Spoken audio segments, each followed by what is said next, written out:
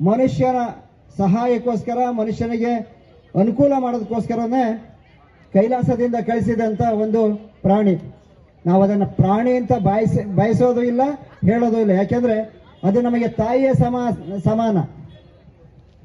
ಗಾವೋ ವಿಶ್ವಸ ಮಾತರಹ ಅಂತ ಹೇಳ್ತಾರೆ.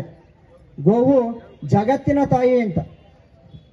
ಈ ಒಂದು ಗೋವಿನ ಮಹತ್ವಕ್ಕೆ ಅನೇಕ ಪೌರಾಣಿಕವಾಗಿ ಹಾಗೆ ಚಾರಿತ್ರಿಕವಾಗಿ ಅನೇಕ ಘಟನೆಗಳು ನಡೆದಿರೋದನ್ನ ಒಂದ್ಸಾರಿ ಗಮನಿಸಬಹುದು.